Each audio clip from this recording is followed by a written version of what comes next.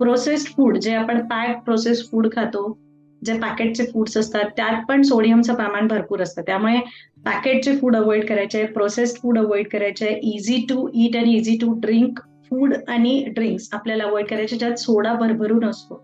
हे पदार्थ, कारण तो सोडा पण एक प्रेशर एक्झर्ट करेन आणि ब्लड प्रेशर इन्क्रीज व्हायचे चान्सेस असेल.